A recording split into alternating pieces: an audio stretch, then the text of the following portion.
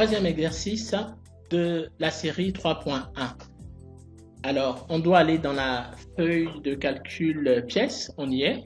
Et dans cette feuille de calcul, on nous demande de créer une formule dans la cellule F16 et où on doit utiliser la formule moyenne si ensemble pour calculer en fait la moyenne des valeurs de la marge brute, voilà, de cette colonne-là, avec pour condition pour les pièces qui coûtent moins de 10 francs.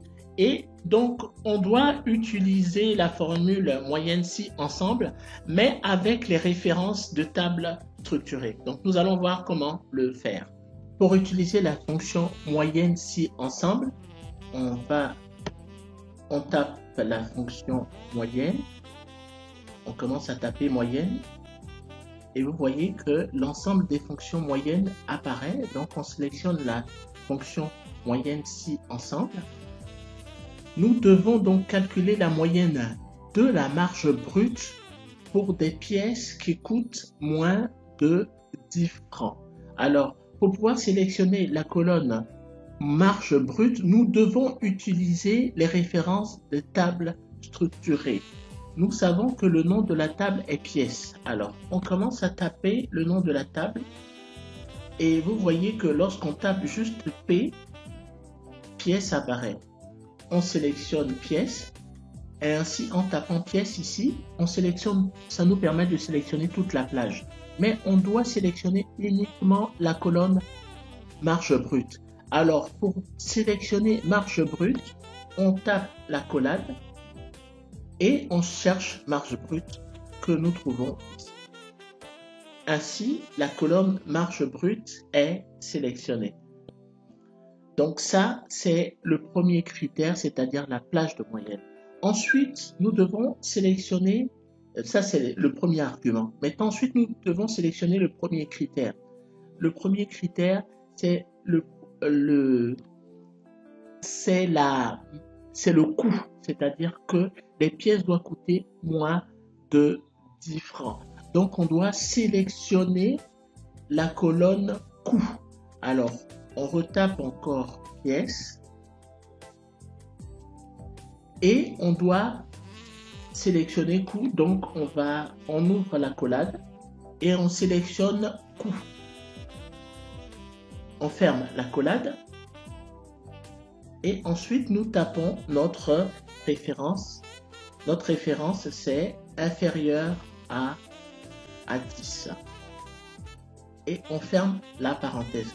Lorsqu'on ferme la parenthèse, on a un message d'erreur Excel qui nous affiche qu'on a rencontré une erreur. En fait, c'est parce que lorsqu'on tape le critère, on doit le mettre entre guillemets. Donc, on corrige, on tape, bien sûr, guillemets. Donc, il ne faut pas oublier de taper les guillemets lorsque on rentre ce type de formule, c'est-à-dire notamment le critère. Et là, lorsqu'on tape Entrée, voilà, nous avons la marge brute moyenne pour les coûts, pour les pièces qui coûtent moins de 10 francs. Et on peut même vérifier, vous voyez que cette pièce elle coûte moins de 10 francs, on la sélectionne. Cette pièce elle coûte moins de 10 francs, on la sélectionne.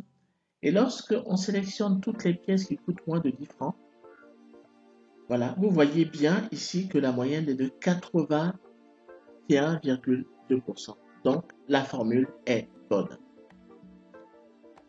Quatrième et dernier exercice de la série 3.1, on va utiliser la fonction nombre si ensemble. Donc, on nous demande dans la feuille de calcul client, on est bien dans la feuille de calcul client, de créer une formule dans la cellule L1. Donc, on va dans la cellule L1. Et on doit utiliser la fonction nombre si ensemble. Nombre si ensemble, c'est-à-dire qu'on doit déterminer le nombre de clients des États-Unis, c'est-à-dire ayant la valeur United States, et de la valeur État-province OR. Et État-province, en fait, OR, c'est l'abréviation de Oregon. Donc, en fait, on doit déterminer le nombre de clients de la région d'Oregon des États-Unis. On y va. On tape égal NB. Et on cherche nombre si, bon, on prend bien nombre si ensemble, c'est ça qu'on doit prendre, pas nombre si, mais nombre si ensemble. Donc on prend nombre si ensemble parce que nombre si ensemble permet de déterminer le nombre de valeurs avec plusieurs critères. Le premier critère, c'est la valeur pays, États-Unis. Donc on sélectionne la colonne État et région.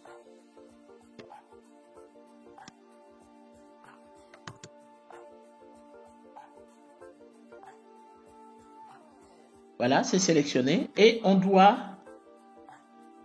taper United States. Tape bien United States.